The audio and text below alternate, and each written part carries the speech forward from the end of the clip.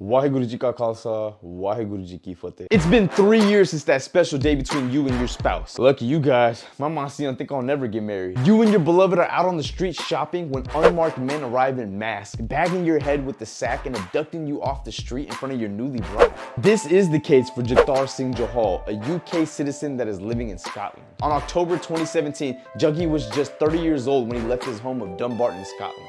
Hold on, let's pause for a second. Dumbarton? Doesn't that shit sound like something from the Shire?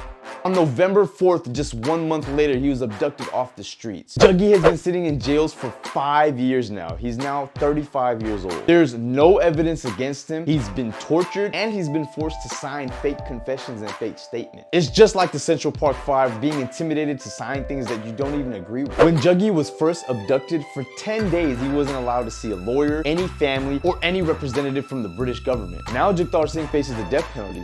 But for what? Well, hold on, baby. Let me go ahead and tell you. Hold on to your seats. Time for MySpace, Mark Zuckerberg, GoDaddy.com, or anybody that's ever made a website. Jagtar Singh created the infamous NeverForget84.com, a website that shows photos, videos, documentations of the horrible genocide that took place. This website not only shows photos and videos, but it actually calls for a justice for the atrocities that took place against humanity, specifically against Sikhs during the 80s. Without a doubt, this is a clear indication of the violation of human rights and freedom of speech. One thing's for sure, they're not gonna start looking at internet history, because if they did, every Indian politician would be sitting in jail right now, and so would every junior in high school in America. But seriously, tortured for a website? Or he's being tortured for exposing a genocide. Jagtar Singh has also taken the UK government to court, as reports have revealed that a UK minister may have tipped off some valuable information that led to his detainment and now his torture. However, for those of us that know history, we know that this wouldn't be the first time that the UK government has colluded against Sikhs. It's a known fact that the UK government helped out with Operation Blue Star, a state-sanctioned military genocide that was executed by the Indian government in the 80s. It's been proven without a doubt that Sikhs in the UK are being spied on by the government through the police force at Gurdwaras as well too,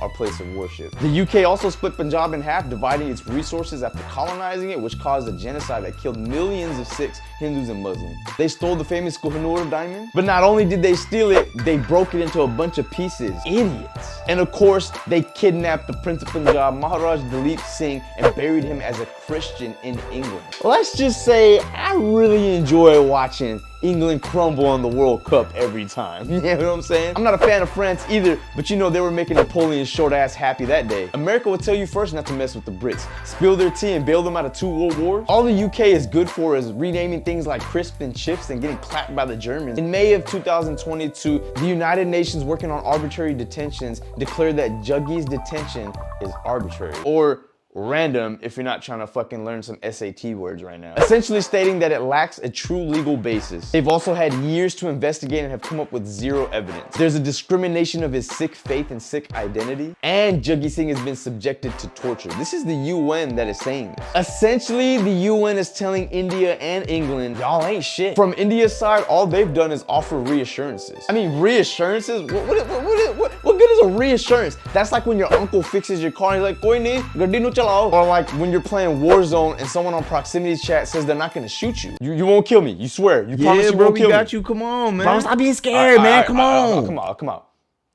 Stupid. What an idiot. Or like Kyrie saying he's gonna stay with Boston. Plan on re-signing here next year. Boom!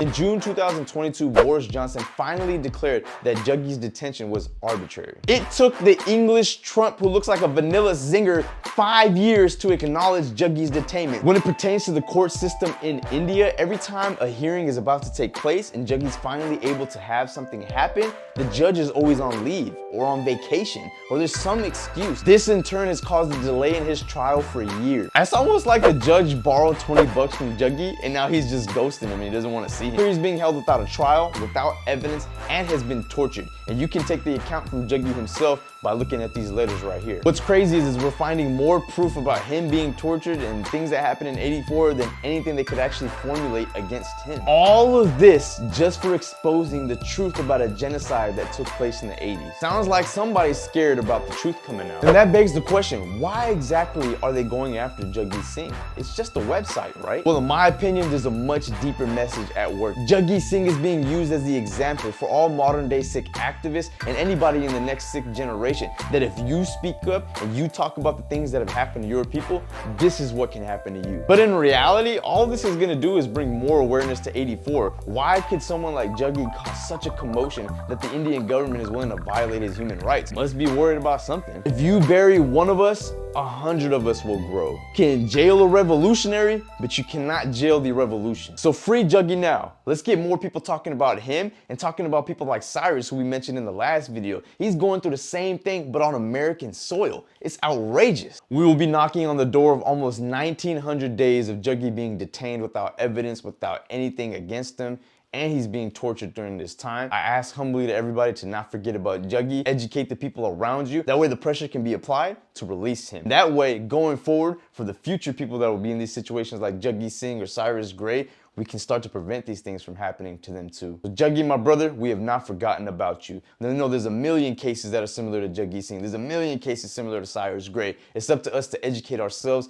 educate the people around us, so that pressure can be applied so that this doesn't happen in the future, and that these individuals can be free now and get back to their lives the way they should be. I hope you guys enjoyed this video. Waheguru Ji Ka Khalsa, Waheguru Ji Ki Fateh.